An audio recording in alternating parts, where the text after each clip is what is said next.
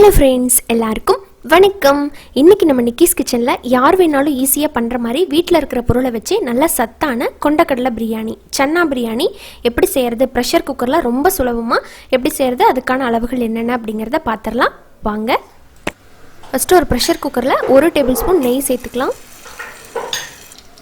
கூடவே 2 table spoon oil.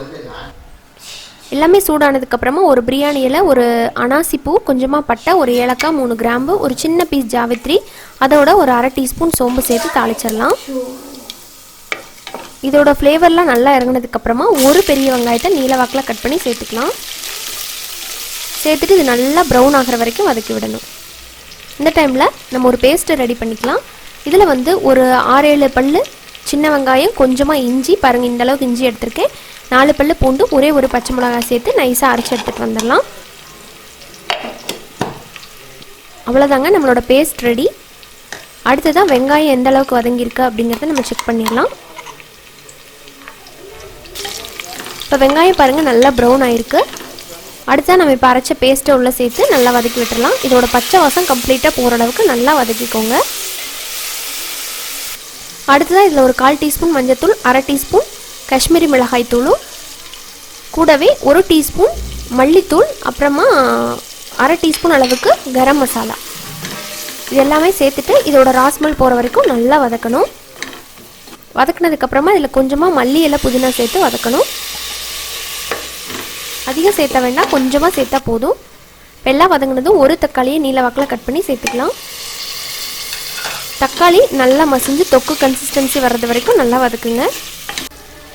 பாருங்கள், தக்காளி நல்லா மசிஞ்சு வந்துருச்சு, எண்ணெயெல்லாம் பிரிஞ்சு வந்துருச்சு. அடுத்ததான் இதில் ஒரு 2 டேபிள் ஸ்பூன் கெட்டியான தயிர் சேர்த்துக்கலாம். தயிர் சேர்த்து நல்லா மிக்ஸ் பண்ணி விட்டுருங்க. மிக்ஸ் பண்ணிவிட்டு இதில் நான் தண்ணி சேர்த்துக்கலாம். நான் 1.5 கப் தண்ணி சேர்க்குறேன். 1 கப் ரைஸுக்கு 1.5 கப் தண்ணி. அடுத்ததாக ஊற வச்ச பாஸ்மதி ரைஸை சேர்த்துக்கலாம். நான் ஒரு 30 நிமிஷம் ஊற வச்சு சேர்த்துக்கிறேன். சேர்த்துட்டு நல்லா மிக்ஸ் பண்ணி விட்டுடலாம். அடுத்ததாக இதில் ஒரு 1/2 கப் கொண்டக்கடலையை நைட்டே ஊற வச்சு நல்லா மசிகிற அளவுக்கு வேக வச்சு எடுத்துருக்கேன், அதையும் சேர்த்துக்கலாம். நல்லா மிக்ஸ் பண்ணிவிட்டு கூடவே இந்த பிரியாணிக்கு தேவையான அளவுக்கு உப்பு சேர்த்து அதையும் கலந்துட்டு இதில் கொஞ்சமாக லெமன் ஜூஸ் சேர்த்துக்கலாம். ஒரு அரை டீஸ்பூன் அளவுக்கு சேர்த்தா போதும். இப்போ பாருங்கள், அரிசி தண்ணியெல்லாம் நல்லா சேர்ந்து வந்திருக்கு. இப்போ இந்த டைமில் நம்ம மூடி போட்டுடலாம். மூடி போட்டுட்டு மீடியம் ஃப்ளேமில் வச்சு ஒரு விசில் வச்சு எடுத்துக்கலாம். இப்போ ப்ரெஷர் நல்லா ரிலீஸ் ஆகிருக்கு. ரைஸ் எப்படி வந்திருக்குன்னு பார்க்கலாம். வாவ், சூப்பராக வந்திருக்கு. பாருங்கள், குழையாமல் அரிசியெல்லாம் தனித்தனியாக இருக்குது. நல்லா சூப்பராக நம்மளோட நல்ல வாசனையான, அதே நேரத்தில் நல்ல சத்தான கொண்டக்கடலை பிரியாணி ரெடி. வீட்டில் இருக்கிற கொண்டக்கடலையை வச்சு நம்ம குருமா தான் பண்ணியிருக்கோம்.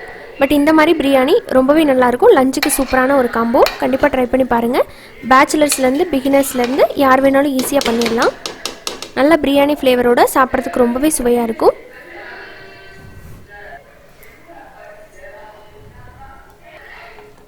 ஆல்ரெடி நம்ம சேனலில் நிறைய வகையான பிரியாணி வெரைட்டிஸ் போட்டிருக்கோம். அதோட லிங்க் எல்லாம் டிஸ்கிரிப்ஷனில் இருக்குது, தேவைப்படுறவங்க செக் பண்ணிக்கலாம்.